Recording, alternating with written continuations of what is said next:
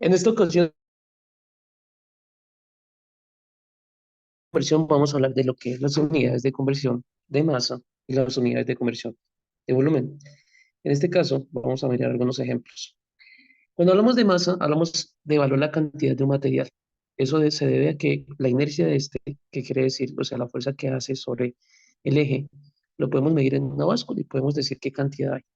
Nosotros estamos familiarizados con la cantidad de kilogramo, libra, generalmente gramo, miligramo, microgramo, nanogramo y picogramo.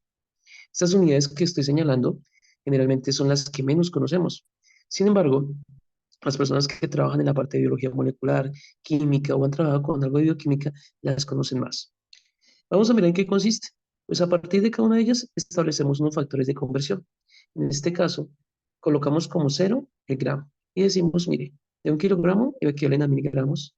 Y si tuviera el valor de gramo como cero, pues 1 gramo equivale a 1000 miligramos, 1 miligramo equivale a 1000 microgramos, ¿cierto?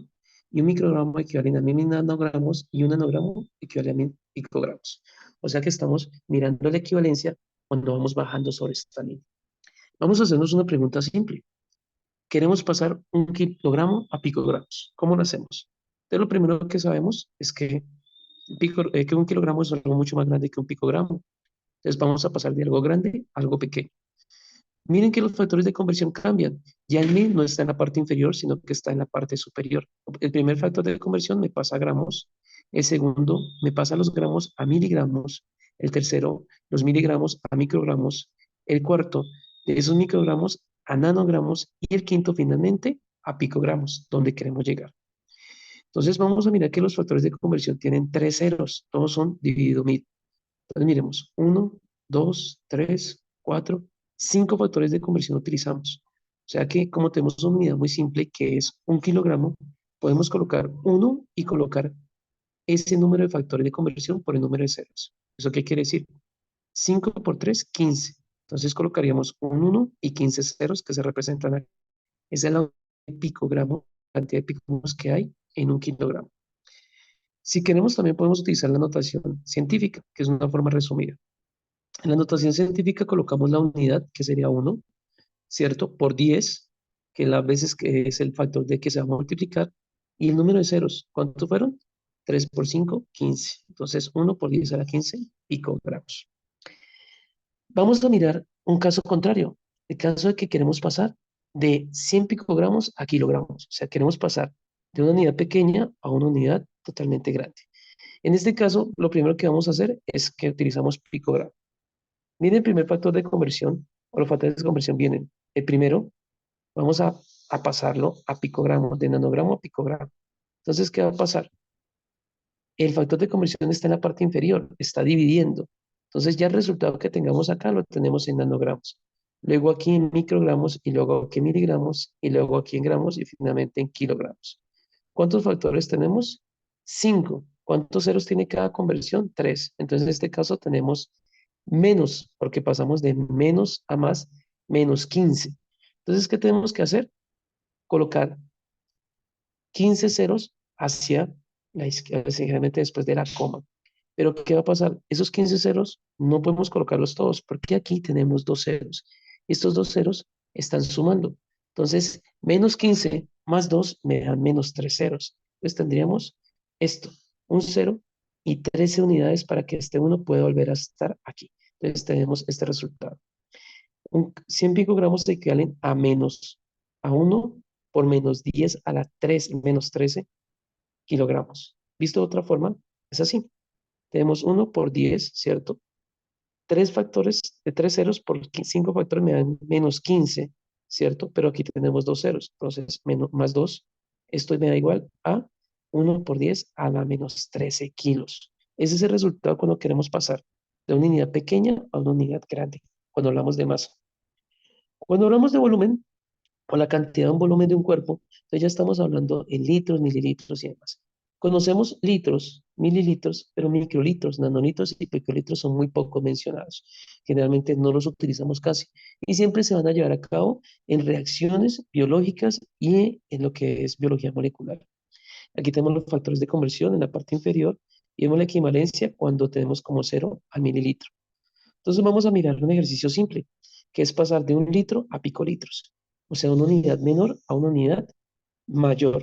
Entonces, ¿qué vamos a hacer aquí? 1 litro lo pasamos primero a mililitros. Miren que el 1000 pasa a estar en la parte de arriba, está multiplicando. Luego pasamos el resultado a microlitros, luego a nanolitros y finalmente a picolitros. Entonces, en este sentido, tenemos ¿cuántos factores de conversión? Tenemos 4.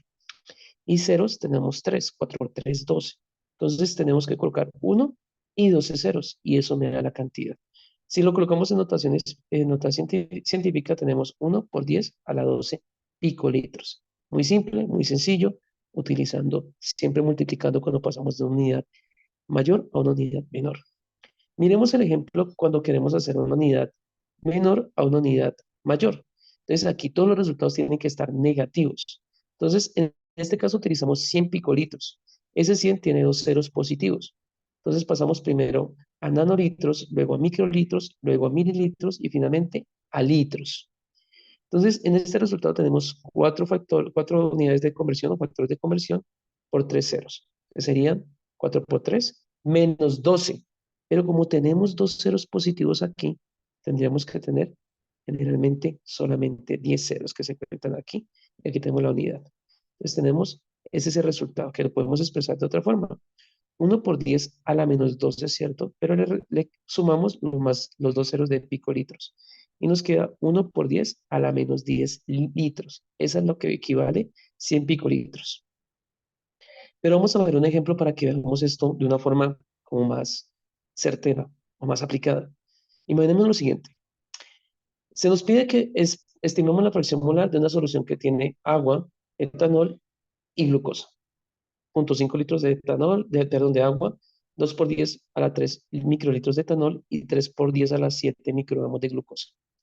Vamos a necesitar a cuánto equivale un mol de agua. Entonces el mol de agua vale 18 gramos, el mol de etanol 32 y el mol de glucosa 180. Y vamos a necesitar la densidad, que la densidad del agua es 1 gramo por mililitro y la densidad del etanol 0,79 gramos por mililitro. ¿Por qué vamos a necesitarla? Vamos a mirarlo primero. Vamos a pasar de litros de agua a moles. Entonces, primero tenemos que pasar todo a gramos, porque los moles están en gramos mol. Pero entonces vamos a hacer la primera transformación. Entonces, lo primero que tenemos que hacer es que pasamos de litros a mililitros. Para eso utilizamos este factor de conversión que se está multiplicando. Entonces, multiplicamos eso. Pero luego de eso, tenemos que ese resultado pasarlo, multiplicarlo por esto que es la densidad. Porque todo está en mililitros, pero quiero pasarlo a gramos. Entonces, esto me da 500 gramos de agua. Entonces, ¿a cuántas moles equivalen 500 gramos de agua? Pues multiplicamos por el factor de conversión. Entonces, dice que un mol de agua equivale a 18 gramos de agua. Entonces, vamos a mirarlo. Entonces, 500 dividido 18 nos da 27,8 moles de agua.